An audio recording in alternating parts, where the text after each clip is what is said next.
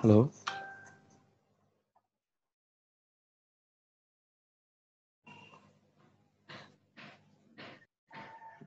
Hello, তোমরা কি শুনতে পাচ্ছ কথা?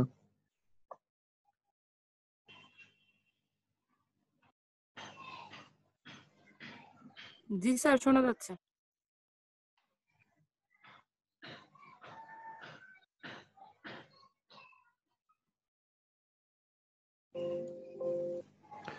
আচ্ছা, আমরা গত ক্লাসে বেশ কিছু পড়েছিলাম আর কি। আমাদের কেবল ইন্ট্রোডাকশনে চলছিল মোটামুটি ইলেকট্রনিক্সের আমাদের এই কোর্সটাই।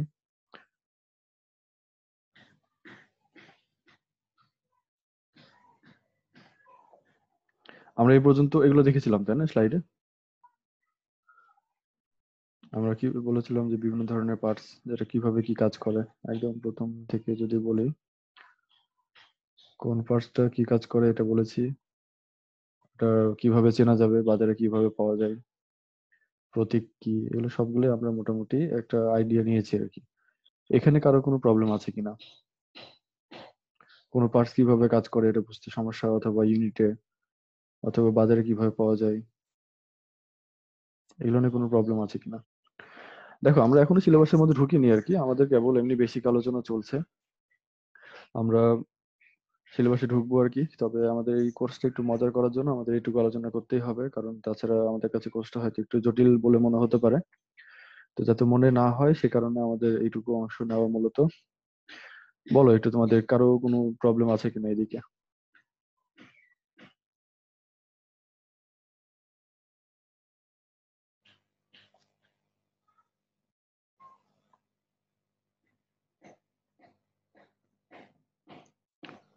সবাই চুপ যে, কথা বলছো না কেউ।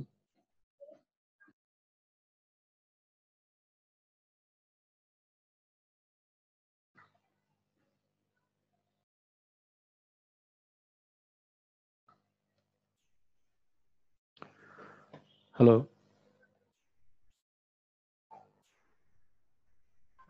স্যার, মনে হয় কারো প্রবলেম নাই। জি স্যার। হুম, আচ্ছা ঠিক আছে, তাহলে যদি প্রবলেম না থাকে তাহলে আমরা এগুলো যেটুকু বলেছি আর কি সেগুলো ব্যবহার করে আমরা কিছু প্র্যাকটিক্যালি কিভাবে সার্কিট বানানো যায়, এটা আমাদের আজকের কাজ আর কি। তারপরেও যদি এর মধ্যে মনে হয় যে এই পার্টসটা কাজ বুঝিনি, তাহলে আর একবার একটু বলবো। তো আমরা আইসি সম্পর্কে বলেছি আর কি। আইসি হচ্ছে আমাদের মূলত একটা ইন্টিগ্রেটেড সার্কিট, অনেক বড় সার্কিট, যেটা আমরা এখানে বাইরে করতে পারি আলাদাভাবে পিসিবিতে। আমরা সার্কিট অনেক রকম দেখেছিলাম আর কি। তো এই যে এত বড় যে সার্কিট গুলো এখানে এখন স্ক্রিনে যেটা দেখতে পাচ্ছ আর কি, অনেক বড়। তো এই সার্কিট গুলো যদি আমরা প্র্যাকটিক্যালি বানাতে চাই হাতে, অনেক কঠিন হবে। বা কোনো কোনো সময় এরকম হয় যে একটা অংশ আমাদের সবসময় দরকার হয়, এরকম ধরনের কোনো সার্কিট সবসময়তেই আমাদের দরকার হয়, সেটাকে প্রতিবার না বানিয়ে আমরা জাস্ট একটা স্মল প্যাকেজ আকারে বানিয়ে ফেলি, এটাকে আমরা বলি ইন্টিগ্রেটেড সার্কিট। এবং সেটার থেকে কিছু আউটপুট পিন থাকে, ইনপুট পিন থাকে, এবং সেভাবে আমরা মূলত এটাতে একটা প্যাকেজ আকারে পাই। তো এরকমই একটা প্যাকেজ, কতগুলো প্যাকেজ আমরা এখানে ছবিতে দেখেছি আর কি। এই যে এটা, তো তার মধ্যে খুবই প্রচলিত একটা আইসি হচ্ছে এরকম ভাবে NE 555। এটা একটা খুবই প্রচলিত একটা আইসি আর কি। এটাকে অনেক সময় ট্রিমার আইসি, টাইমার আইসিও বলা হয়। এই এই যে NE 555 যে আইসিটা, এই আইসির অনেক ধরনের ব্যবহার আছে আর কি। খুবই সহজ সহজ এবং খুবই ভা- অনেক ভালো মানের কিছু ব্যবহার এখানে আছে। আমরা একটু একটা ছবি নিই, ছবি নিলে আমাদের একটু ক্লিয়ার হবে।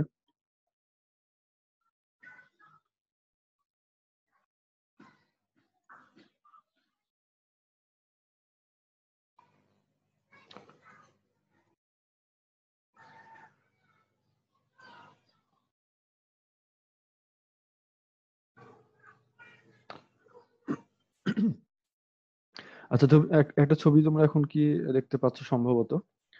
এই ছবিটা দেখো, যে NE 555 আমরা এখানে যেটা দেখেছি সেটারই একটা পিন আউট বলা হয়, পিন আউট ডায়াগ্রাম। এই পিন আউট ডায়াগ্রামে দেখো, এটা যদি এখানে একটা নচ আছে আর কি। এই যে নচ যেটা দেখছো একটা খাঁজের মতো, এই খাঁজটাকে এখানে 1 নম্বরে রেখে এটা হচ্ছে, তাহলে এটা 1 নম্বর পিন, 2 নম্বর, 3 নম্বর, 4 নম্বর, এইভাবে আর উল্টো দিক দিয়ে যে 5, 6, 7, 8 আমাদের পিন গুলো মূলত এইভাবে কাউন্ট হয়। তো এটার 1 নম্বর পিন হচ্ছে গ্রাউন্ড, মানে এটাতে আমরা মাইনাস কানেকশন দিব। 2 নম্বর পিন হচ্ছে ট্রিগার। ট্রিগার মানে হলো আমরা পিস্তলে যেরকম ট্রিগার চিনি আর কি, যে এখানে চাপ দিলে পরে কিছু একটা কাজ হয়, গুলি বের হয়।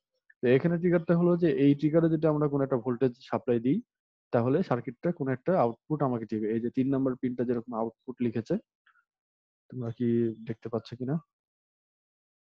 এই 3 নাম্বার পিনটা যেরকম আউটপুট বলছে, এই আউটপুট আউটপুটে আমরা কিছু একটা পাবো আরকি।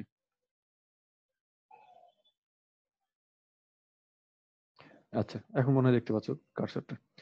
তো 3 নম্বর পিনে আমাদের আউটপুটটা কিছু একটা পাবো আরকি। 4 নম্বর পিন হচ্ছে রিসেট। এটা কোনো একটা কাজ করার পরে এটাকে যদি আবার আগের অবস্থায় নিয়ে যেতে চাই, তাহলে আমরা যদি এখানে কোনো একটা ভোল্টেজ যদি আমরা এখানে এপ্লাই করি, তাহলে এই আইসিটা আবার আগের স্টেজে ফিরে যাবে। 4 নম্বর পিন হচ্ছে 5 নম্বর পিন হচ্ছে কন্ট্রোল ভোল্টেজ, 6 নম্বর পিন হচ্ছে থ্রেশহোল্ড, এটা ডিসচার্জ, তারপরে পাওয়ার সাপ্লাইয়ের পজিটিভ টার্মিনাল। তো আমাদের এটা এত মনে রাখার দরকার নাই। জাস্ট এটা একটা দেখাচ্ছে যে আইসি আমরা যখন ব্যবহার করি সেটা এরকম স্মল প্যাকেজ আকারে বের হয় এবং সেই প্যাকেজে বিভিন্ন পিনগুলোর আলাদা, আলাদা কাজ থাকে। এখন এই আইসি যেটা NE555 এই যে 555 এর যে আইসিটা এটার যে কাজ এবং এর যে পিন আউট এটা আরেকটা আইসির সাথে কিন্তু এটা আপনার মিলবে না। যেমন এখানে যে C0767A এই যে আইসিটা এটার পিন আউট কিন্তু আবার আলাদা এবং নাম্বার অফ পিনও অনেক বেশি। এটা যে কাজ এবং এর যে পিন আউট গুলো এটা কিন্তু মিলবে না। কিন্তু এটার যে আমাদের যে পিনের যে কনভেনশনটা যে 1 2 3 4 করে এরকম ভাবে উল্টা দিক থেকে আসবে এই কনভেনশনটা সব আইসির জন্য এক। আচ্ছা, এখন এই আইসি গুলো হতে পারে যে এটা ফিক্সড কোনো কাজের, ধরো এখানে যেটা নিয়েছি সেটা একটাই কাজ, এটা টাইমার একটা আইসি, মানে এটা টাইমিং কাজ করে একটা কন্ট্রোলড ওয়েতে, ধরো যে এত সময় পর পর কোনো একটা সুইচ অন হবে বা অফ হবে, একটা পালস তৈরি করা, এই ধরনের কাজগুলো এটাতে খুব ভালোভাবে করা যাবে। তো এই যে কাজটা এটা ছাড়া এটার বেশি কিছু করতে পারে না মূলত। তো একটা কাজ হচ্ছে এটার লিমিটেড কিছু কাজ সে করতে পারে। কিন্তু যদি এরকম হয় যে ওই একটা সার্কিটেই আমরা এখানে বলে দিই যে এত ইনপুট হলে, ধর বললাম হয়তোবা যে এটা যদি 5 ভোল্ট ইনপুট হয় তাহলে তোমার এখানে আউটপুটটা তুমি এখানে অন করবা। অথবা বললাম যে এটা 4 নম্বর পিনে যদি আহ মানে স্কোয়ার ওয়েভ আসে তাহলে এখানে এই 3 নম্বর পিনে এই কাজটা হবে। অথবা যদি বলি যে এরকম 6 নম্বর পিনে যদি আমাদের এখানে একটা ট্রায়াঙ্গুলার শেপে কোনো একটা কিছু পাই, অথবা একটা পালস যদি 5 সেকেন্ড পর পর অন হয় তাহলে তোমার এই কাজ হবে। যদি 2 সেকেন্ড পর পর পালসটা মানে অন হয় তাহলে পরে এখানে এরকম কাজ হবে। এরকম কন্ডিশনাল যখন কাজ আমাদের করার প্রয়োজন হবে তখন এরকম ফিক্সড কোনো আইসি দিয়ে করব না। তখন আমাদের প্রোগ্রামিং এর সাহায্য নিতে হবে। সেই প্রোগ্রামিং এর সাহায্য নেওয়ার জন্য আমাদের মাইক্রোচিপ ব্যবহার করা হয় আরকি, বা বিভিন্ন প্রোগ্রামেবল আইসি ব্যবহার করা হয়। তো এই যে Atmel এর যে আইসিটা এখানে দেখছো এটা মূলত একটা প্রোগ্রামেবল একটা মাইক্রোচিপ। এর মধ্যে অনেক বড় সার্কিট খুবই সংক্ষেপে এখানে দেওয়া আছে। এবং কোন পিনের কাজ কি এটা তুমি ইচ্ছামতো সিলেক্ট করতে পারবা। প্রোগ্রামের সাহায্যে তুমি ইচ্ছামতো ডিফাইন করে দিতে পারবে যে এই পিনটাতে আমরা ইনপুট নিব, এই পিনটাই আউটপুট দেব। মানে এরকম ধরনের ইচ্ছামতো তোমরা এখান থেকে পিনগুলা সিলেক্ট করে নিতে পারবে আরকি। তো এটা প্রোগ্রামিং এর কাজ, এটা আমরা ওইদিকে যাব না। তোমাদের যদি আগ্রহ থাকে কারো তুমি এটা পরে আমাদের সাথে যোগাযোগ করতে পারো। কিন্তু আমরা এই মূলত এই আইসির মধ্যেও এখন আমরা যাব না। আমাদের কাজ সম্পূর্ণটা মূলত এই 3rd ইয়ার পর্যন্ত শুধু ট্রানজিস্টরের উপরে থাকবে। মূলত ট্রানজিস্টরের মধ্যে আমাদের সীমাবদ্ধ থাকবে বিভিন্ন আইসি মানে প্রজেক্টের কাজগুলো। তো যখন আমরা 4th ইয়ারে উঠবো তখন দেখবো যে এরকম ভাবে আইসি নিয়ে আমাদের কাজ করতে হচ্ছে। মাস্টার্সেও কিছু কিছু জায়গাতে এরকম লাগবে। আচ্ছা, তাছাড়া যদি বাইরে এমনি হবিস্ট হোক এরকম ভাবে যদি মানে আগ্রহ থাকে তাহলে তোমরা যে কোনো সময়তে এরকম আইসি নিয়ে কাজ করতে পারো আরকি। তো যাক, তো এই এনি 555 যে আইসিটা সেটার ইন্টারনাল ডায়াগ্রাম এটা আমরা বলেছিলাম ইন্টারনালি এরকম ভাবে তৈরি। এটাও আর অনেক বড় একটা সার্কিট এবং অনেক ট্রানজিস্টর এখানে আছে, রেজিস্টার আছে, ক্যাপাসিটর আছে, সবগুলো মিলে কম্বাইন ভাবে এটা একটা প্যাকেজ। এবং এর এতগুলো পিন এখান থেকে বের করা হয়। এর আলাদা আলাদা পিনের কাজ আলাদা আলাদা, এগুলো সবগুলো ডিফাইন। এগুলো আমাদের হয়ে গেছে। আমরা তারপরে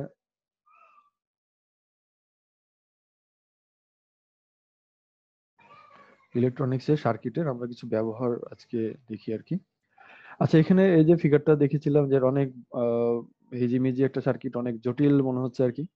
তো এই সার্কিটটা দেখে ভয়ের কিছু নাই। আমরা এরকম ধরনের কোনো সার্কিটে আমরা এখানে ডিজাইন করব না। আসলে এইসব সার্কিট আমাদের ডিজাইন করা একের পক্ষে সম্ভব না এবং এটা একটা আসলে জটিল। ইলেকট্রনিক্সের এই ব্রাঞ্চটা খুবই জটিল। আমরা ওইদিকে যাব না। এই সেন্সে আমাদের ইলেকট্রনিক্স আমরা যেটুকু পড়ি আমাদের এটা খুবই সহজ। এটা নিয়ে ভয়ের কিছুই নাই। আর এই যে ডিজাইন গুলো করছো এই ডিজাইনটা এর সাথে অনেক কিছু এখানে জড়িত আর কি। একজনের পক্ষে এটা সম্ভব না। কম্পিউটার সিমুলেশন করতে হয়। অনেক কিছু এখানে ব্যাপার আছে। আমরা সিমুলেশনের অল্প কিছু আজকে দেখব।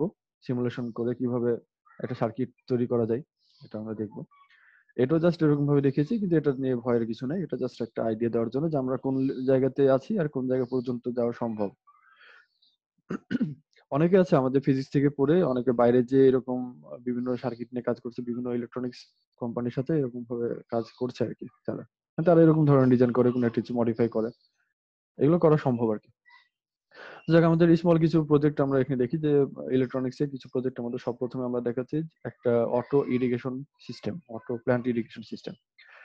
অনেকে তোমরা যে ফুলের গাছের বা বিভিন্ন গাছের শখ আছে, তারা পানি দাও প্রতি নিয়ম করে, একদিন পর পর, 2 দিন পর পর, তাই না? এরকম পানি দেওয়ার প্রয়োজন হয়। তো পানিটা দাও কখন? যখন গাছ শুকিয়ে যায়, মাটি শুকিয়ে যায় বা একটা নির্দিষ্ট লেভেল পর্যন্ত পানি থাকে, তখন আমাদের পানি আবার নতুন ভাবে দিতে হয়।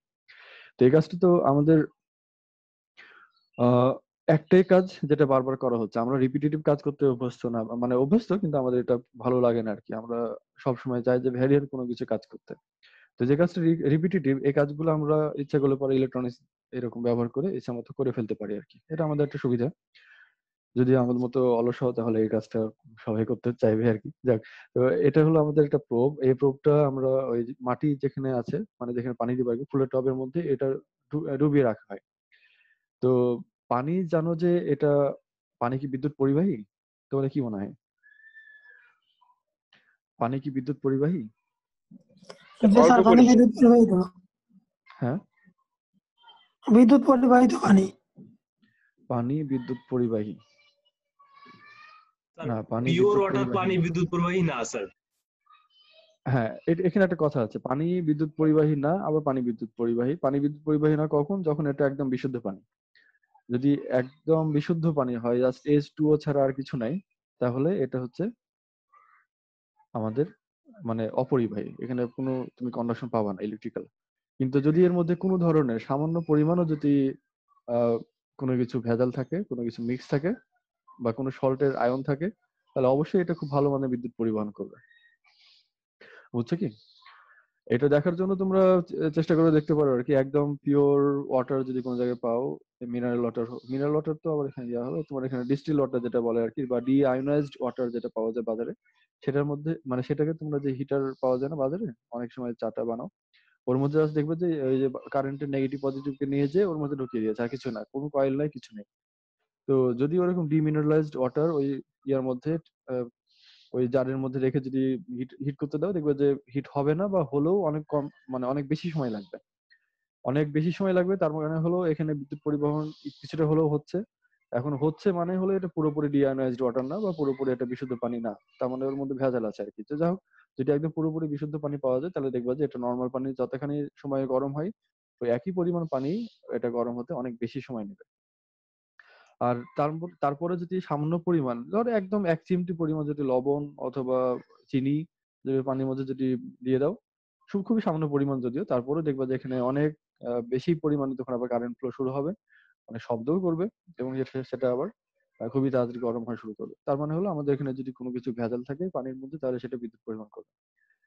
এবং আমাদের যে ফুলের টবে যেটা পানি দিচ্ছি, তার মধ্যে এখানে যেহেতু মাটি আছে, মাটির মধ্যে অনেক ধরনের আয়ন থাকে, সল্ট থাকে, সবকিছু আবার এখানে দ্রবীভূত অবস্থা থাকে, তার মানে হলো এটা পানিটা বিশুদ্ধ পানি না, এটা বিদ্যুৎ পরিবহন করে। তাহলে এই লজিকটা আমরা কাজে লাগাবো। আমাদের প্রবলেমটা কি? প্রবলেমটা হলো আমরা পানি নিয়মিত দিতে চাই না, মানে দিতে চাই কিন্তু নিজে দিতে চাই না, এটা অটোমেটিক দিতে চাই। আমরা এমন একটা সিস্টেম চাই যেটা নিজে নিজে পানি দিবে এবং শুকিয়ে গেলে পর আবার চালানো হবে আর কি। তো এটার জন্য যে কাজটা করা হবে সেটা হচ্ছে যে এই যে ইলেকট্রনিক যে প্রোবটা দেখছো, প্রোব জাস্ট কিছু না, দুইটা নেগেটিভ মানে দুইটা কন্ডাক্টর আর কি। এটাকে আমরা ওই টবের মধ্যে যদি রেখে দিই, তাহলে যখন এখানে পানি থাকবে তখন এর মধ্যে দিয়ে বিদ্যুৎ প্রবাহ হবে। বিদ্যুৎ প্রবাহ যদি হয় তাহলে এটা শর্ট সার্কিট। বুঝছো তো? হ্যালো,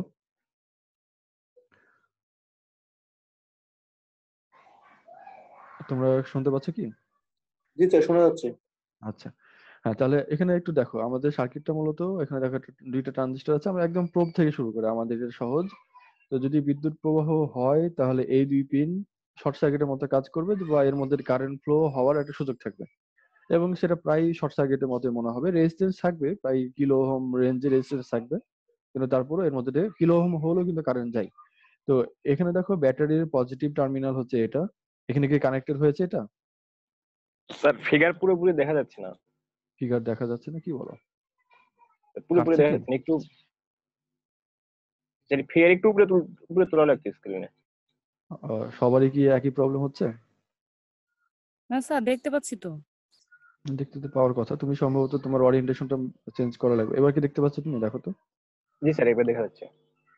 আচ্ছা, তো যাক আমাদের তাহলে এখানে দেখো এই যে এই প্রোবটা যদি আমরা এখানে যদি মাটির মধ্যে ডুবিয়ে রাখি তাহলে এটা শর্ট সার্কিটের মতো হচ্ছে বা রেজিস্ট্যান্স খুবই কমের দিকে। তখন এই যে পজিটিভ টার্মিনাল থেকে কারেন্ট ফ্লো হয়ে এটা একটা একটা অংশ যাবে এদিকে আর একটা অংশ এদিকে যাবে। তো এইদিকে যে অংশটা যাচ্ছে এই অংশটা যে দেখো একটা এখানে আবার একটা ভেরিয়েবল রেজিস্টার আছে, এর সাথে একটা ভোল্টেজ ড্রপ এখানে তৈরি করবে। বুঝছো কি? এখানে ধরো একটা রেজিস্টার আছে যেটা কিনা ওই যে মাটির রেজিস্টার, যেটা মাটির যে রেজিস্ট্যান্স সেটা যদি 1 কিলো ওহম হয় তাহলে এখানে 1 কিলো ওহমের মতো, এবং ওটা হয়ে বাকি এখানে আবার 50 কিলো ওহমস একটা পটেনশিওমিটার বা যেটাকে তুমি ভ্যারিয়েবল রেজিস্টার বলো, এই ভ্যারিয়েবল রেজিস্টার এখানে আছে, তাহলে এখানে একটা ভোল্টেজ ড্রপ তৈরি হবে। এখন এই ভোল্টেজ ড্রপ যদি তৈরি হয় তাহলে সেই ভোল্টেজ ড্রপ থাকার কারণে তুমি এই পয়েন্ট আর এই পয়েন্টের রেফারেন্সে একটা ভোল্টেজ পাবা, আবার এই পয়েন্ট আর এই পয়েন্টের রেফারেন্সে আর একটা ভোল্টেজ পাবা। তো এই পয়েন্ট আর এই পয়েন্টের যে রেফারেন্সের যে ভোল্টেজটা সেটা হচ্ছে তোমার পজিটিভ ভোল্টেজের খুব কাছাকাছি। এখানে যদি আমরা 9 ভোল্ট থেকে 12 ভোল্ট দিই, এটা হতে পারে 7 ভোল্ট, 8 ভোল্ট। কিভাবে এটা বলতে পারি কথা? কারণ এই 9 ভোল্ট বা আচ্ছা আমরা আলোচনার সুবিধার্থে মনে করে এটা 10 ভোল্ট, তাহলে 10 ভোল্ট এখানকার যে 50 প্লাস এটার 1 কিলো, তাহলে 51 কিলো ওহম রেজিস্ট্যান্সের সাথে এটা পুরোপুরি ড্রপ করছে। তাহলে 1 কিলো ওহম যদি পার হয় তাহলে এটার ফ্র্যাকশন মানে তোমার যে 0.5 ভোল্টের এখানে ড্রপ তুমি এখানে প্রায় পাবা, প্রায় 0.5 ভোল্টের একটা ড্রপ এখানে থাকবে। বাকি প্রায় এই 9.5 ভোল্টের ড্রপ হবে এই ভোল্ট মানে এই যে রেজিস্টারটা আছে এটার অ্যাক্রসে। এইটুকু কি সবার কাছে ক্লিয়ার কিনা? আমরা এদিকে এখনো যাইনি, আমাদের এইটুকু নিয়ে মাথা ঘামানোর দরকার নেই, আমরা যেটুকু বলছি জাস্ট এইটুকু আস্তে আস্তে বুঝে যাও, দেখবে পুরো সার্কিট একদম ক্লিয়ার। এইটুকু ক্লিয়ার সবার কাছে? আশা করি ক্লিয়ার। ক্লিয়ার হলে বলতে হবে বুঝতে পারছি, নাহলে কিন্তু আমি বুঝবো না। তাছাড়া এভাবে সময় নষ্ট হচ্ছে। ক্লিয়ার কিনা তারপর আমি আবার ওখানে ওয়েট করছি 20 সেকেন্ড, এটা সময় নষ্ট হচ্ছে। যাক, তাহলে এখানে যে ওই যে কারেন্টটা আসছিল সেই কারেন্টটা এবার যে এটার বেজে আসলো আর কি। এই যে ট্রানজিস্টর যেটা আছে 2M4401, এটা একটা এনপিএন টাইপ ট্রানজিস্টর, এই ট্রানজিস্টরের বেজে আসলো। এটা তো বেজ টার্মিনাল, তাই না? আমরা এটা জানি। এভাবে যেটা থাকে সেটা হচ্ছে এটা বেজ, এটা কালেক্টর, এটা ইমিটার। একই রকম ভাবে এটাও একই ট্রানজিস্টর। তো ট্রানজিস্টর গুলার কাজ হলো আমরা এটাকে তুলনা করতে পারি একটা ট্যাপের সাথে। পানির ট্যাপ তো সবাই ইউজ করেছো। তো এই ট্যাপের এটা হচ্ছে আমাদের সুইচ। আমরা যখন ট্যাপের সুইচ অন করি তখন এখানে পানি ফ্লো হয়। তো আর যদি সুইচটা অফ করে দিই তাহলে পানি ফ্লো অফ হয়ে থাকে। তো আমরা এই ট্রানজিস্টর কিরকম সুইচ হিসেবে আমরা ধরতে পারি, এই সুইচটা যত বেশি ওপেন করব এটা তত বেশি কারেন্ট ফ্লো করবে। ওপেন যদি না থাকে তাহলে এটা কারেন্ট ফ্লো করবে না। তাহলে ট্রানজিস্টর সুইচ ওপেন করবো কিভাবে? এটা সুইচ ওপেন করার একটা উপায় হলো এখানে ভোল্টেজ দেওয়া। এটার বাইসিং ভোল্টেজ যদি হয় 0. মানে এটা যে ইয়া যে ভোল্টেজ যেটা তোমার জাংশন ভোল্টেজ যেটা, এটা যদি 0.7 ভোল্ট হয় তোমাকে 0.7 ভোল্টের উপরে দিতে হবে। এটা হচ্ছে তার মিনিমাম সুইচ অন করার ফোর্স বলতে পারো আর কি। আমরা ট্যাপে অন করার সময় আমরা যদি আস্তে করে ইয়া করি, ঘুরাই, তাহলে ট্যাপটা কিন্তু ঘুরবে না। এটা যদি একটু জোরে আরেকটু যদি ফোর্স বাড়াই তখন ঘুরবে। তাহলে এটারও একটা মিনিমাম একটা ভোল্টেজ আছে, যে ভোল্টেজের উপরে গেলে এই সুইচটা অন হবে এবং এর মধ্যে দিয়ে পানি বা এই যে কারেন্ট ফ্লো করা শুরু করবে। এখন কারেন্ট ফ্লো করবে কোন দিক থেকে? এই যে কালেক্টর থেকে এমিটরের দিকে। একদম সহজ কথা মনে রাখো, ট্রানজিস্টরের কাজটা সহজে বোঝার উপায় হলো এটাকে আমরা একটা সুইচ হিসাবে ধরবো। এই সুইচটা অন করার জন্য আমাদের আরেকটা কিছু ট্রিগারিং এর দরকার হয়, সেই ট্রিগারিংটা হচ্ছে এটার বেজ। আমরা যদি বেজে কিছু ভোল্টেজ দিই তারপরে এটা কালেক্টর থেকে এমিটরে এর কারেন্ট ফ্লো হবে। আর যদি বেজে ভোল্টেজ না পাই তাহলে এটা কারেন্ট ফ্লো করবে না। বেজে ভোল্টেজ যত বেশি হবে এটা কারেন্ট তত বেশি ফ্লো করবে। এখন এই কথা মানে এই না যে তুমি বেজে তুমি 100 ভোল্ট 200 ভোল্ট দিয়ে দিবা আর এটা কারেন্ট ফ্লো তুমি অনেক পেয়ে যাবে এরকম মনে করবে, আসলে এরকম না।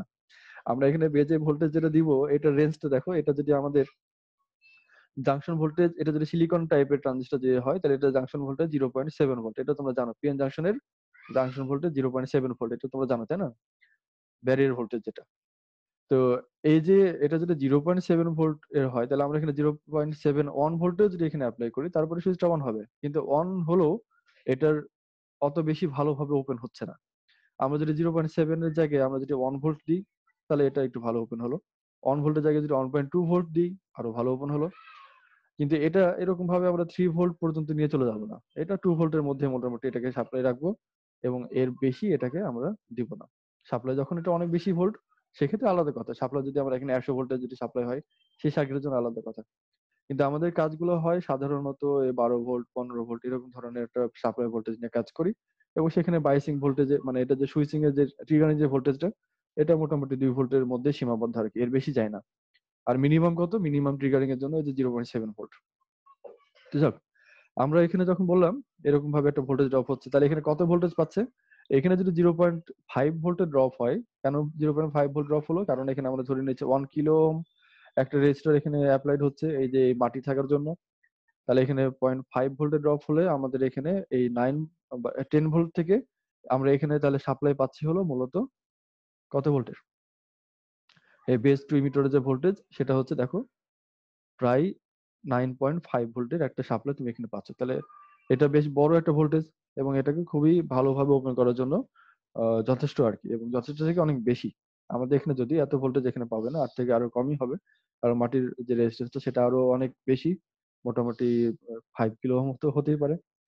তো 5 কিলো ওহম হলো আমাদের, যাই হোক আমাদের এখানে রেজিস্টারের কারেন্টটা মোটামুটি এরকম 2 ভোল্ট বা 3 ভোল্টের মতোই এখানে অ্যাপ্লাইড হবে আর কি। তো যদি এখানে আমাদের মোট কথা হলো কারেন্ট এখানে একটা আসছে, যদি কারেন্ট এখানে আসে তাহলে এই সুইচটা ওপেন হলো, মানে তুমি এটাকে ওপেন সার্কিট হিসাবে শর্ট সার্কিট হিসেবে ধরতে পারো। ওপেন সার্কিট মানে তো এখানে কারেন্ট যাবে না। এই সুইচটা ওপেন হওয়া মানে হলো আমাদের যে এটা শর্ট সার্কিট হিসাবে এটা কাজ করবে। এই সুইচটা অন হলো আর কি, ওপেন কথা না বলে আমরা অন বলি। এই ট্রানজিস্টরটা অন হলো, তাহলে এই সুইচটা এটা আর এটাকে আমরা মানে প্র্যাকটিক্যালি এটাকে আর এটাকে একদম শর্ট সার্কিট হিসাবে কল্পনা করতে পারি। তো যদি তাই হয় তাহলে এখানে যে কারেন্ট আর একটা ব্রাঞ্চ এখানে আসছিল সেই কারেন্ট এখন কোন দিকে যাবে? একটা যাওয়ার কথা হলো এই দিকে, আর একটা হলো এটা রেজিস্টারের মধ্যে দিয়ে আবার এখানে একটা দুইটা ব্রাঞ্চ হলো, একটা হচ্ছে এইদিকে যাচ্ছে আর একটা এইদিকে যাচ্ছে। এখন দেখো আমাদের মানে এই কারেন্টটা যাই হলো যেদিকে যাওয়া তার জন্য সহজ, কারেন্ট সেদিকে যায়, আর যে কারেন্ট যাওয়া সহজ না সেদিকে যায় না বা গেলেও খুবই অল্প পরিমাণে যায়। তো এই এই সার্কিটটা হচ্ছে আমাদের মূলত একদম ওপেন, মানে একদম ক্লোজ সার্কিট হয়ে আছে, এটা একটা অন হয়ে আছে আর কি। তো কারেন্ট এখানে এসে দেখলো যে দুইটা রাস্তা আছে, একটা হচ্ছে এদিকে আর একটা এদিকে। এটা এখনো অন হয়নি, এই গেলে পরে অন হতো, কিন্তু এটা এখনো অন হয়নি। আর এটা হলো এদিকে জাস্ট অন হয়ে আছে, তাহলে তার জন্য যাওয়া সহজ হলো এইদিকে। তাহলে কারেন্টটা টোটালি এইদিকে না যে একদম এই পাথে একদম এই ইয়াতে যে গ্রাউন্ডেড হবে, বুঝছো কি? তো যদি তাই হয় তাহলে এইদিকে কোনো কারেন্ট ফ্লো হচ্ছে না। যদি কারেন্ট ফ্লো না হয় তাহলে এই ট্রানজিস্টরটা অফ থাকছে। এই ট্রানজিস্টর যদি অফ যদি থাকে তাহলে এইটুকুর মধ্যে কোনো ধরনের কন্ডাকশন হচ্ছে না, এদিকে কোনো কারেন্ট ফ্লো হচ্ছে না। এদিকে যদি কোনো কারেন্ট ফ্লো না হয় তাহলে আমাদের যে এখানে একটা রিলে দেখছো, রিলেকে আমরা বলেছিলাম এটা হচ্ছে আমাদের একটা ইলেকট্রিক্যাল সুইচ। আমরা যদি এখানে কারেন্ট ফ্লো দিই তাহলে এই সুইচটা অন হবে, কারেন্ট ফ্লো না দিলে সুইচ অফ থাকবে। তাহলে এই সুইচটা অফ থাকছে, বুঝছো? তাহলে একদম প্রথম কন্ডিশন দেখো, আমরা ধরে নিয়েছি এইটুকু অংশ হচ্ছে ভিজা মাটি। ভিজা মাটি মানে হলো টপে পানি আছে, পানি যদি থাকে তাহলে আমাদের এই রিলেটা অন হচ্ছে না। এখন যদি এরকম হয় যে এটা পানি নাই, পানি শুকিয়ে গেছে, পানি যদি শুকিয়ে যায় বা একটা নির্দিষ্ট রেজিস্ট্যান্সের লেভেলের নিচে যদি নেমে যায়, মানে এটা শুকাতে শুকাতে এটা রেজিস্ট্যান্স যদি বেড়ে যায় একটা নির্দিষ্ট লেভেলের থেকে, তাহলে এখানে কারেন্ট ফ্লো যথেষ্ট পরিমাণে হবে না। যথেষ্ট পরিমাণে যদি না হয় তাহলে তুমি এই যে ট্রানজিস্টরটা যেটা আছে সেটা অন হবে না। এই ট্রানজিস্টর যদি অন না হয় তাহলে এখানে যে ব্রাঞ্চ কারেন্ট যেটা ছিল সেই ব্রাঞ্চ কারেন্ট এদিকে এসে দেখলো যে ট্রানজিস্টরটা অফ। এই ট্রানজিস্টর যদি অফ হয় তাহলে সে যাবে কোন দিকে? জাস্ট এদিকে। এদিকে যে তখন এই ট্রানজিস্টরকে অন করবে। এখন এই ট্রানজিস্টর যদি অন হয় তাহলে এটা অন হলে পরে এদিকে কারেন্ট ফ্লো শুরু করবে। কারেন্ট ফ্লো যদি এদিকে হয় তাহলে এখন এই রিলেটা অন হচ্ছে, বুঝছো? এখন এই রিলে যদি অন হয় তাহলে আমাদের এখানে এর সাথে আমরা যে এখন পাম্প লাগিয়ে রাখি সেই পাম্পটা অন হবে এবং এখানে পানি দিবে। এখন এইটুকু অংশ হচ্ছে আমাদের মূলত ইলেকট্রনিক্স এর অংশ। আর এই পাম্প থেকে বাকি যেটুকু যাবে সেটা হচ্ছে মেকানিক্যালের অংশ, মেকানিক্যাল ইঞ্জিনিয়ারিং এর অংশ, সেটুকু আমাদের এখানে ডিজাইন করে নেওয়া যাবে। তো আমরা এখানে ইলেকট্রনিক্স কে ব্যবহার করে দেখো খুবই মানে সুন্দরভাবে একটা অটোমেটিক প্ল্যান্ট ইরিগেশন সিস্টেম আমরা এখানে বানাতে পারি এবং জাস্ট দুটো ট্রানজিস্টর ইউজ করে।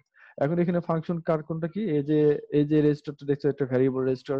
এর কাজ হলো তুমি কোন অবস্থাতে পানিটা অন করতে চাচ্ছ। ভিজা মাটিটা কি খুবই একদম শুকিয়ে গেলে, মানে একদম খটখটে শুকা যেটা বলে সেরকম যদি শুকিয়ে যায় তাহলে পরে কি এটা অন হবে, নাকি জাস্ট অল্প পরিমাণে পানি কমলে পরে এটা অন হবে? এইটুকু কন্ট্রোল করা যাবে এটা দিয়ে।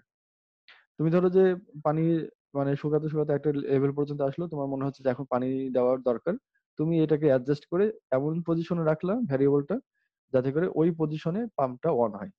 তাহলে এটা যখন ওই পজিশনে থাকবে তাহলে প্রত্যেকবার যখনই ওই লেভেল আসবে তখনই পাম্পটা অন হবে। মূলত এইভাবে এটা কাজ করে আর কি। এটুকু কি ক্লিয়ার সবার কাছে? স্যার আরেকবার বলবেন। কোনটা? স্যার ফুল সার্কিটটাই। ফুল সার্কিটে আরেকবার বলবো। আচ্ছা, দেখো আমাদের প্লান্ট ইরিগেশন সিস্টেমের জন্য আমাদের পানি দেওয়া দরকার হয়। পানি দিলে পরে আমাদের মাটি ভেজা থাকে। মাটি যদি ভেজা থাকে তাহলে সেখানে রেজিস্ট্যান্স গ্রো করে, তাই না? রেজিস্ট্যান্স কমে যায়। তো রেজিস্ট্যান্স যদি কমে যায় তাহলে এখানে এটা হচ্ছে মূলত প্রোব ওই মাটির মধ্যে থাকবে, তাহলে এইটুকুর মধ্যে রেজিস্ট্যান্স কম থাকছে। রেজিস্ট্যান্স কম বলতে প্রায় 1 কিলো ওহম 2 কিলো ওহম এরকম ধরনের একটা ভ্যালু।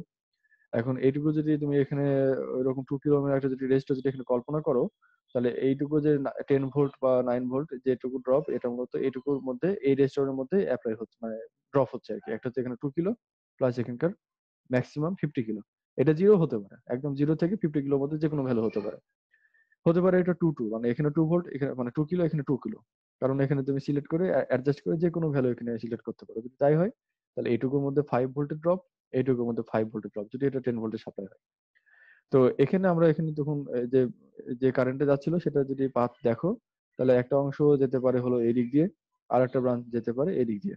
তো এই কারেন্ট যেটা এখানে আসছিল এটা এই দিক দিয়ে একটা আসার মানে ইয়ে আছে, রাস্তা আছে আর কি। কারণ হলো যে এটা আমাদের একটা ওপেন সার্কিট না, এটা এই যে টপের যে মাটি, এটার মাধ্যমে এটা ক্লোজ হচ্ছে, ক্লোজ হয়ে একটা কারেন্টটা মূলত এদিক দিয়ে যেতে পারছে এবং এই ট্রানজিস্টরকে অন করতে পারবে। এই ট্রানজিস্টর যদি অন হয়, মানে এটা অন করা মানে হলো এটা বেজে কারেন্ট দেওয়া, বেজে যদি কারেন্ট বা ভোল্টেজ যেটা বলো, ভোল্টেজ থাকলে কারেন্ট যাবে আর কি। তো আমরা যদি এখানে বেজে একটা যদি কারেন্ট এখানে দিতে পারি তাহলে এই ট্রানজিস্টরটা অন হবে। ট্রানজিস্টর যদি অন হয় তাহলে এখানে যে কারেন্টটা যাচ্ছিল সেটা যে এখানে আসার পরে এইদিকে একটা ব্রাঞ্চ হওয়ার কথা ছিল, যেটা হবে না। কারণ হলো এই ট্রানজিস্টর তখনও অফ আর এটা অন। এটা যদি অন থাকে তাহলে এই কারেন্টটা পুরোপুরি এদিক দিয়ে যাবে, এদিকে কোনো কারেন্ট যাবে না। তো যদি কোনো কারেন্ট এদিকে যদি না যায় তাহলে এখানে কোনো ভোল্টেজ ড্রপ তৈরি করবে না এবং এর কারণে এটা অফ থাকবে।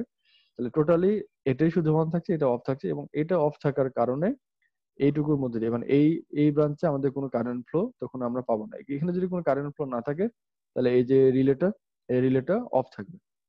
রিলে আমাদের একটা বলেছিলাম এটা হচ্ছে একটা তোমার ইলেকট্রিক্যাল সুইচ। তাহলে এখানে যদি এটা অফ থাকে তাহলে এখানে কোনো পাম্প চালু হলো না আর কি। এই আর কি। তাহলে আমাদের যখন মাটি ভেজা তখন পাম্প চালু হচ্ছে না। আর যদি ভেজা না থাকে তাহলে আমাদের এখানে কোনো ভোল্টেজ ড্রপ হবে না, কারণ এখানে কোনো কারেন্টই ফ্লো করছে না। এখানেও কোনো ড্রপ হবে না। যদি এইটুকুর মধ্যে যদি কোনো ভোল্টেজ ড্রপ না থাকে তাহলে এইটুকুর মধ্যে দিয়ে কোনো কারেন্ট ফ্লো হওয়ার সম্ভাবনা নাই, কারণ এখানে ভোল্টেজ ড্রপই নাই, কারেন্ট কি করে পাবা? তো ভোল্টেজ ড্রপ যদি না থাকে, কারেন্ট যদি না থাকে, তাহলে এই ট্রানজিস্টরটা অন হতে পারছে না। আর এই ট্রানজিস্টর যদি অন না হয় তাহলে এই কারেন্ট যেটা আসছিল ব্রাঞ্চ কারেন্ট, কারণ এটা তো যাবে, এটা সরাসরি ব্যাটারির সাথে কানেক্টেড, এই কারেন্টটা আর এদিক দিয়ে ফ্লো হওয়ার কোনো অপশন নাই, কারণ এই ট্রানজিস্টরটা অফ। তাহলে এটা শুধুমাত্র এই দিক দিয়ে যে এই ট্রানজিস্টরকে অন করবে, বুঝছো? কারণ আমরা জানি যে বেজে ভোল্টেজ গেলেই অন হয়।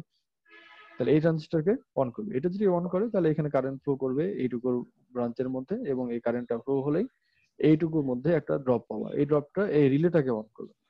তখন রিলেটা পাম্পকে অন করবে এবং পাম্প তোমাকে এই টবে পানি দিবে এবং পানি যখন একটা নির্দিষ্ট লেভেল পর্যন্ত আবার পৌঁছে যাবে তখন আবারও এটা মানে ময়েশ্চারাইজ একটা মাটি হয়ে গেল, এর আবার রেজিস্ট্যান্স গ্রো করবে। রেজিস্ট্যান্স গ্রো করলে আবার এখানে এটা একটা ভ্যালু চলে আসলো, তার এখানে ভোল্টেজ ড্রপ হচ্ছে, ড্রপ হলে আবার এটা কারেন্ট ফ্লো চলবে, কারেন্ট ফ্লো হলে পরে আবার এই কারেন্টকে বাধা দিবে, তখন আবার এটা অফ হয়ে গেল।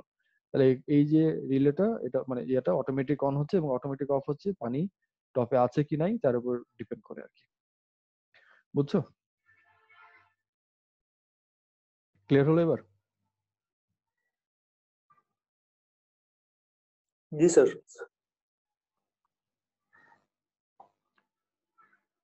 আচ্ছা, তাহলে আমরা এর পরের সার্কিটে যাই।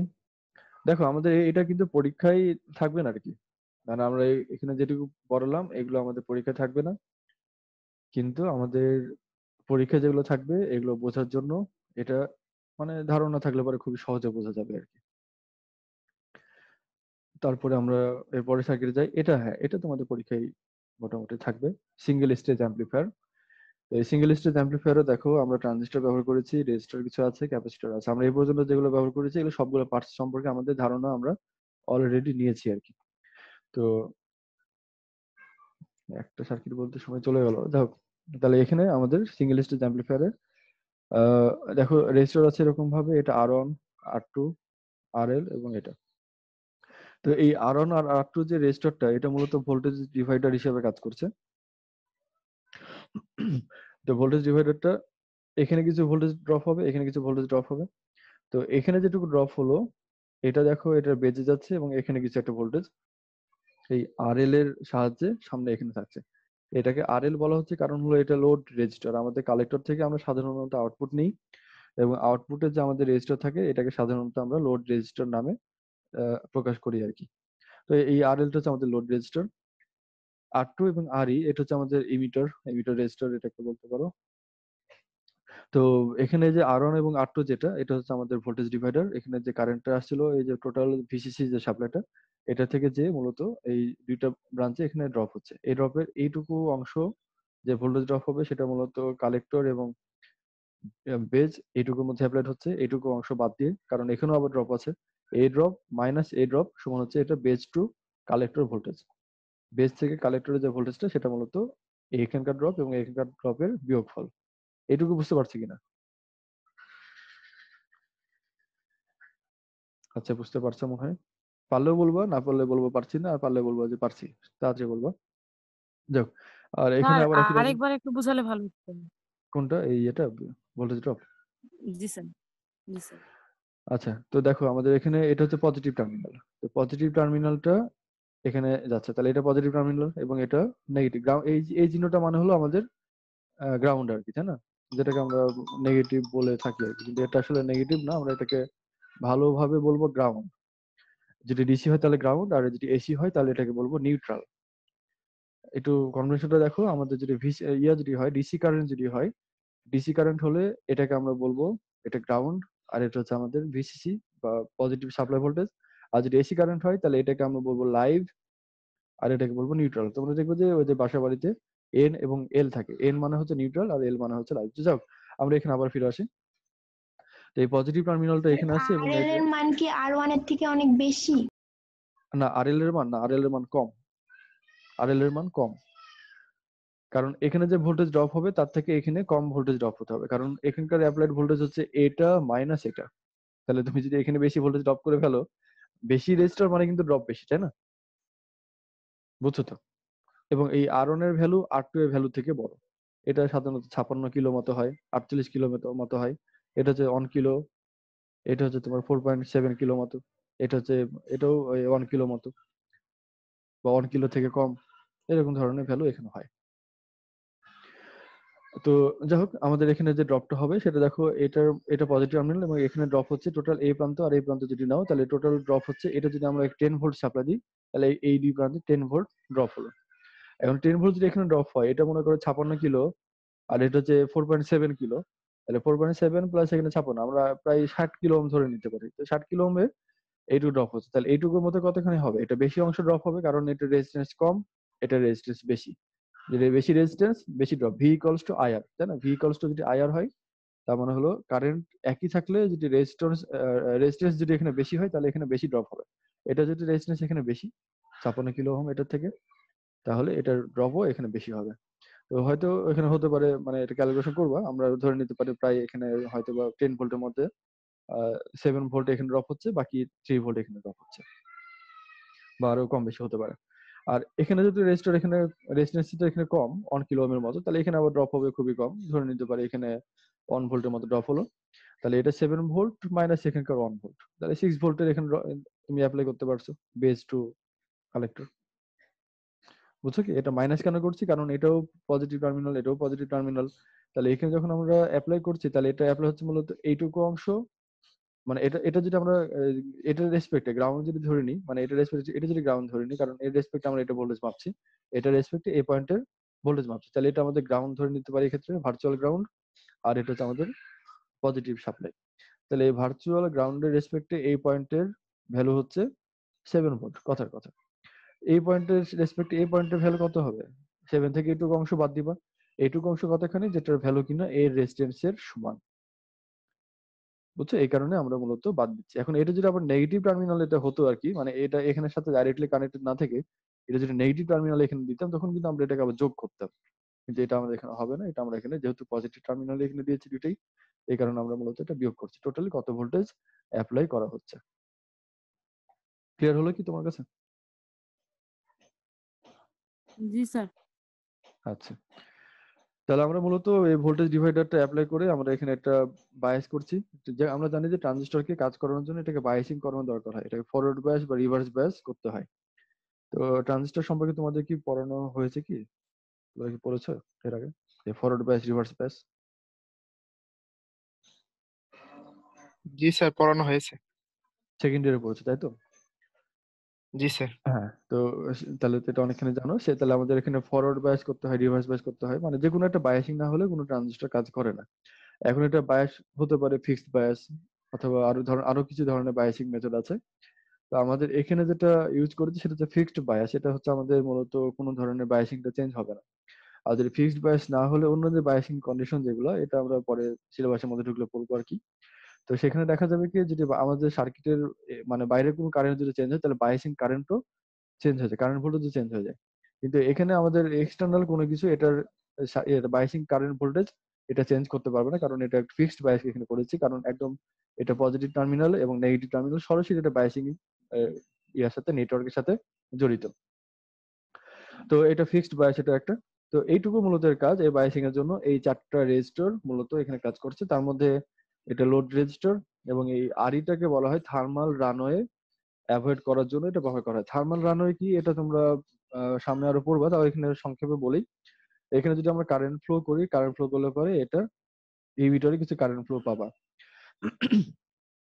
তো এই কারেন্ট ফ্লো করলে পরে এটা যদি এখানে না থাকতো, শর্ট সার্কিট যদি হতো, তাহলে এই কারেন্টটা এখানে বাড়তে থাকতো। এই রেজিস্টরটা, এই ট্রানজিস্টরটা একটু গরম হবে, গরম হলে পরে এটা পুড়ে যেত আর কি, খুবই অল্প সময়ের মধ্যে। তো এটা যাতে না হয়, এই কারণে এখানে একটা ভোল্টেজ ড্রপ করার একটা ব্যবস্থা রাখতে হয়, যাতে করে কারেন্ট ফ্লোটা যদি বাড়ে তাহলে এখানে আবার একটা ভোল্টেজ ড্রপ এখানে হয় আর কি। যত বেশি কারেন্ট ফ্লো হবে তত বেশি এখানে ড্রপ হবে, এবং এফেক্টিভলি এই কারেন্টটা, মানে এখানে যেটা ভোল্টেজটা ছিল এই ভোল্টেজটা কমে যাবে, তখন এই কারেন্টটা কমে যাচ্ছে। কিন্তু এটা যদি না থাকতো, তাহলে এটা সরাসরি এখানে গ্রাউন্ডে যেত। এখানে বেশি কারেন্ট, এখানে বেশি ফ্লো, বেশি ফ্লো হলে পরে এখানে আরো বেশি ফ্লো, আরো বেশি কারেন্ট, আরো বেশি হিট, এভাবে আস্তে আস্তে এফেক্টিভলি ট্রানজিস্টরটা একসময় পুড়ে যেত আর কি। এটাকে অ্যাভয়েড করার জন্য এখানে যদি একটা ভোল্টেজ ড্রপ করো, যদি বেশি কারেন্ট হয় কোনো কারণে, তাহলে এখানে বেশি পরিমাণ ভোল্টেজ ড্রপ করবে, এবং বেশি ভোল্টেজ ড্রপ করলে পরে এইটুকু ভোল্টেজ আবার এখান থেকে মাইনাস হবে। কারণ এখানে যে রেজিস্ট্যান্সে আমরা বললাম যে এটা থেকে এটা মাইনাস হবে, কারণ এটা পজিটিভ টার্মিনাল।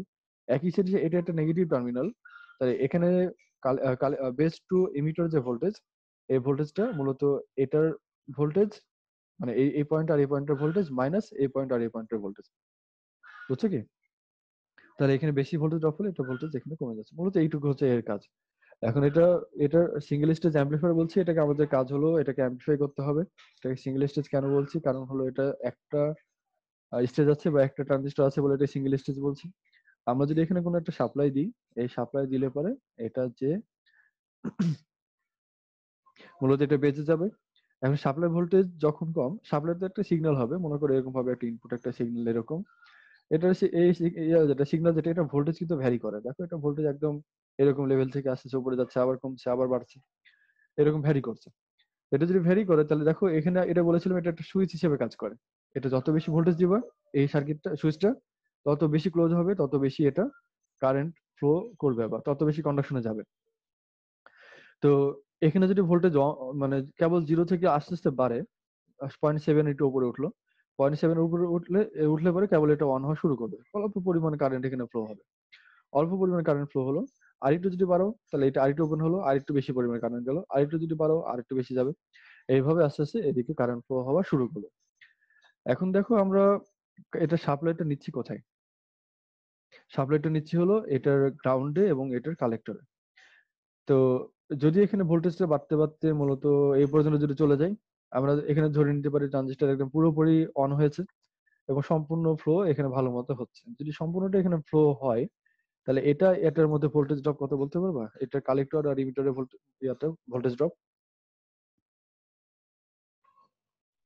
কেউ একজন বলো। আমি কিন্তু এটা বলেছি, একটা ট্রানজিস্টর যদি পুরোপুরি অন হয়, তাহলে এটা কালেক্টর এবং ইমিটারে ভোল্টেজ ড্রপ কত হবে?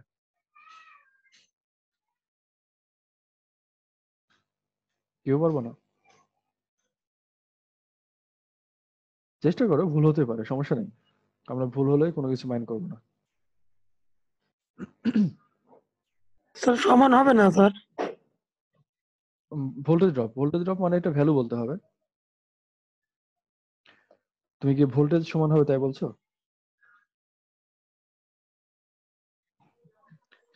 জি স্যার, এটাই বলছি। তুমি বলছো ভোল্টেজ সমান হবে, তার মানে ভোল্টেজ ড্রপ হবে 0, এই তো? হ্যাঁ ঠিক আছে, তোমার কথা ঠিক আছে। কারণ আমরা যদি বলি যে এটা সুইচটা অন হয়েছে, অন হওয়া মানে হলো এটা আর এটা শর্ট সার্কিট হওয়া। যদি শর্ট সার্কিট হয় তার মানে এটার ভোল্টেজ আর এটার ভোল্টেজ আইডিয়ালি এটা সমান হওয়া উচিত। যদি সমান হয় তার মানে এটা ভোল্টেজ ড্রপ 0। বুঝছো কি? তাহলে এই পয়েন্টে ভোল্টেজ ড্রপ 0। ভোল্টেজ এখানে ড্রপ তো স্যার বলো। স্যার এখানে তো স্যার ট্রানজিস্টর ভিতরে কিছু ইন্টারনাল কিছু রেজিস্ট্যান্স থাকে, তখন সেক্ষেত্রে তো হ্যাঁ, zero হবে না। ওটা এটা ইন্টারনাল রেজিস্ট্যান্স থাকলে ওইটুকু ভোল্টেজ ড্রপ একদম পুরোপুরি 0 হবে না, সেটা ঠিক। কিন্তু আমরা এখানে মানে তোমার এফেক্টিভলি 0 ধরে নিতে পারি। কারণ হলো এটা রেজিস্ট্যান্স মনে করো তখন এটা ওহমস রেঞ্জের একটা রেজিস্ট্যান্স। তো তোমার এখানে যদি সাপ্লাই ভোল্টেজ হয় 10 ভোল্ট, এই 10 ভোল্টের জায়গাতে তোমার যদি এখানে 1.1 ভোল্টের যদি এখানে ড্রপ থাকে, এটাকে আমরা 10 ভোল্টের তুলনায় 0 ধরে নিতে পারি। হ্যাঁ, তুমি যদি বলো যে একদম পুরোপুরি ভাবে 0 হবে কিনা, পুরোপুরি ভাবে 0 হবে না। কিন্তু আমরা এটা বোঝার জন্য এটাকে আমরা এরকম ধরে নেবো যে সুইচ যখন অন হবে বা ট্রানজিস্টর যখন অন হবে, এটার মানে বাকি দুই টার্মিনালটা মানে শর্ট সার্কিট এবং এখানকার রেজিস্ট্যান্স হচ্ছে 0 বোঝার জন্য। কিন্তু এটা বুঝতে হবে যে এখানে রেজিস্ট্যান্স আমরা 0 বললেও এটা কিছু রেজিস্ট্যান্স থাকে, কারণ এটা পুরোপুরি কন্ডাক্টর না। এটা একটা সেমিকন্ডাক্টর ডিভাইস, সেমিকন্ডাক্টর ম্যাটেরিয়াল, কিছুটা হলো রেজিস্ট্যান্স এখানে থাকবে আর কি। যাক, তাহলে এখানে আমাদের কাজ হলো মূলত এখানে দেখো ভোল্টেজ যদি আমরা এখানে সাপ্লাই দিই তাহলে এটা কন্ডাকশনে যাবে, যত বেশি ভোল্টেজ এখানে দিব তত বেশি কন্ডাকশনে যাবে। এখন এই যদি কন্ডাকশনে যায় তাহলে এই পয়েন্ট আর এই পয়েন্ট এফেক্টিভলি একই পটেনশিয়াল, একই ভোল্টেজ। তো যদি একই ভোল্টেজ হয় তাহলে আমাদের এটা আর এবং এটা কি হচ্ছে, ভোল্টেজ ড্রপটা বেশি হচ্ছে না কম হচ্ছে?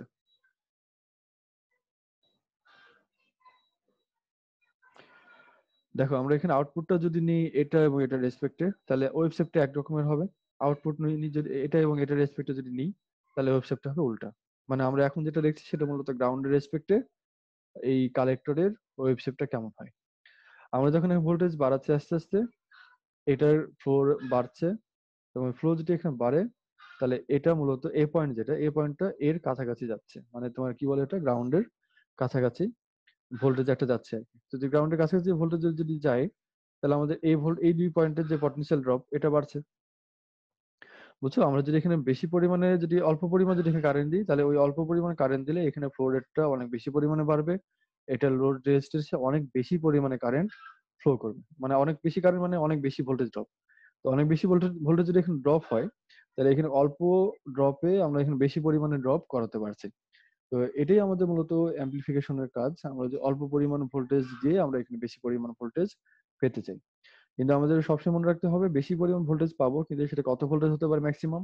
আমাদের এখানে সাপ্লাই ভোল্টেজ যদি হয় 10 ভোল্ট, আমরা এখানে ম্যাক্সিমাম পেতে পারি 10 ভোল্ট। কারণ এখানে একদম সম্পূর্ণ নিচের অংশ যদি 0 ভোল্টেজ হয়ে যায়, একদম শর্ট সার্কিট যদি হয়ে যায়, তারপরে আমরা ওই 10 ভোল্ট পাবো, এর বেশি পাওয়া সম্ভব না। আর একটা ট্রানজিস্টর অ্যাম্পলিফাই করতে পারে, কিন্তু অ্যাম্পলিফাইটা একদম ইনফিনিটি অ্যাম্পলিফাই না। এটা অ্যাম্পলিফাই করতে পারে এটা ম্যাক্সিমাম ভোল্টেজ সাপ্লাই ভোল্টেজের সমান। এটা তোমাদের ভাই বোনদের জিজ্ঞাসা করা হবে যে একটা ট্রানজিস্টর অ্যাম্পলিফাই করতে পারে কত ভোল্ট পর্যন্ত অ্যাম্পলিফাই করতে পারবে, 1000 2000 ভোল্ট নাকি আরো বেশি নাকি কম?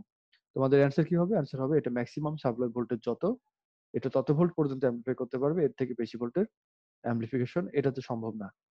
কিন্তু এটা যদি ট্রান্সফর্মার হয় তাহলে কি হবে? ট্রান্সফর্মার কি অ্যাম্পলিফাই করতে পারে?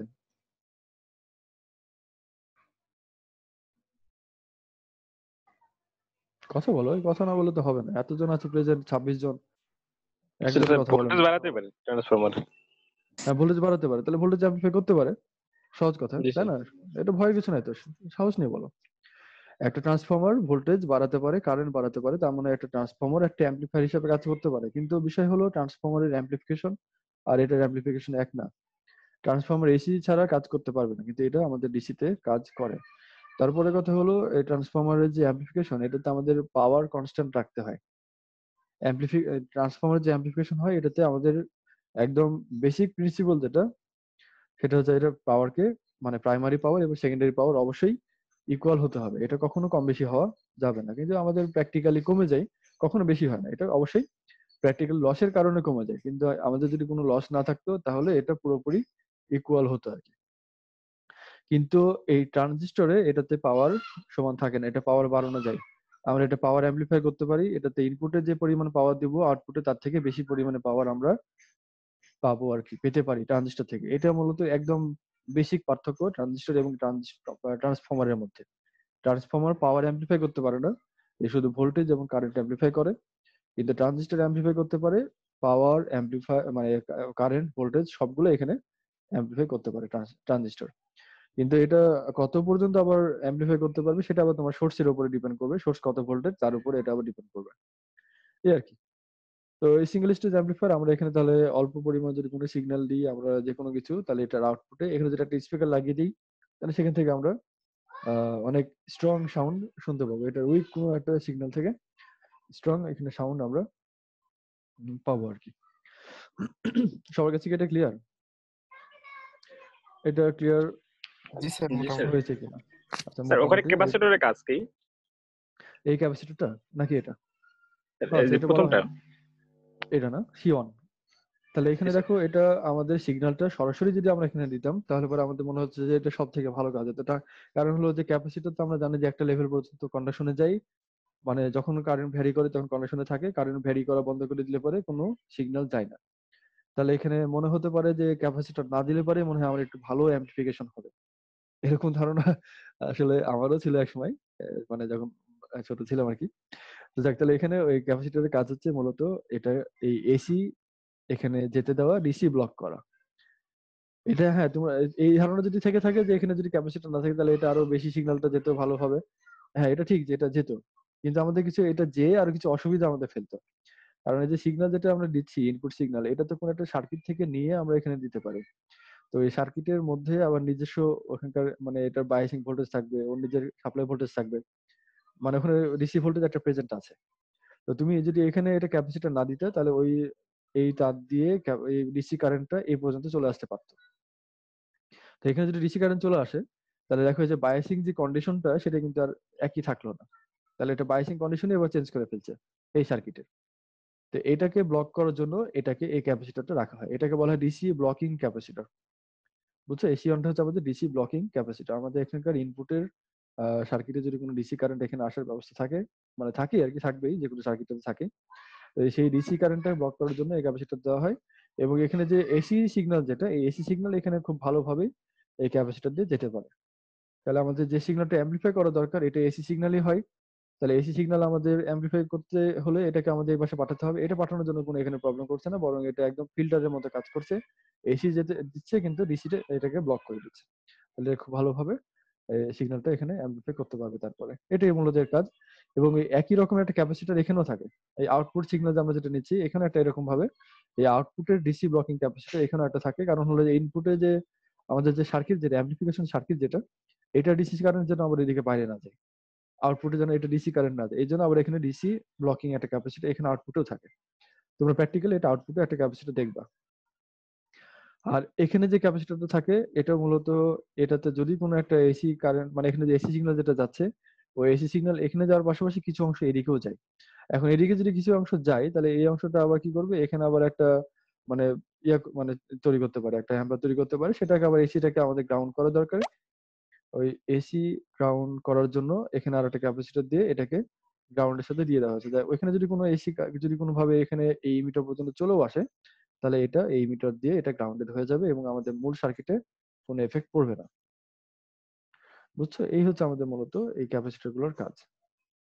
আর এসিগুলোর কাছে বললাম আমি, এটা এই R1 R2 বায়াসিং ভোল্টেজ, এটা হচ্ছে আমাদের লোড রেজিস্টর, আমরা এর অ্যাক্রসে সাপ্লাইটা নিব। আর এটা হচ্ছে থার্মাল রানওয়ে, এটা অ্যাভয়েড করার জন্য। এটা হচ্ছে আমাদের এটা এই এমিটারের এই এসি কে গ্রাউন্ড করার জন্য এখানে আমরা ব্যবহার করব। আর এটা হচ্ছে আমাদের ব্লকিং ক্যাপাসিটর, একই রকম ভাবে ব্লকিং ক্যাপাসিটর এখানেও থাকবে। এই হচ্ছে আমাদের মূলত এই সিঙ্গেল স্টেজ অ্যাম্পলিফায়ার। তোমাদের এটুকু কি ক্লিয়ার হলো? আমাদের 5 মিনিট জি স্যার। পরে ইউনিভার্সিটি ক্লাস আছে আবার, রাতের স্যারের এখানে নোটিফিকেশন আসলো আর কি। আমাদের ক্লাসটা শেষ করতে হবে, আমাদের এটা শেষ করতে চাচ্ছি বারবার যে এটা বেসিকটা শেষ করি কিন্তু হচ্ছে না। আমাদের এই যে ট্রান্সমিটার ছিল, এরপরে ওয়াটার লেভেল কন্ট্রোলার ছিল, আর একটা হচ্ছে রেইন অ্যালার্ম, এগুলো আমাদের বেশ কিছু ছিল আর কি, এগুলো আমরা দেখতে পারতাম। তো তোমরা কি চাও যে সামনের ক্লাসে এটা আলোচনা করি নাকি আমরা সিলেবাসের মধ্যে ঢুকি, কোনটা তোমরা চাচ্ছ? স্যার ওটা কমপ্লিট করার পরেই আমরা সিলেবাসে যাই স্যার। আচ্ছা, কমপ্লিট করার পরে যাই, সেটাই আমাদের ভালো হবে। কারণ আমরা এখন যেটা পড়ছি সেটা আমাদের জাস্ট মজা, এগুলো জাস্ট মানে হবির বিষয় আর কি, শখের বিষয়, অনেকে এটা শখে করতে পারো। যাক, আমাদের ক্লাস শেষ, তোমরা এখন বের হতে পারো ইচ্ছে করলে পরে। আর তাছাড়া কারো কোনো কোশ্চেন থাকলে বলতে পারো, আমরা আলোচনা করতে পারি আর 2-3 মিনিট। সম্ভবত নাই, তাহলে আমরা মিটিং ক্লোজ করি। সবাই ভালো থেকো, আল্লাহ হাফেজ।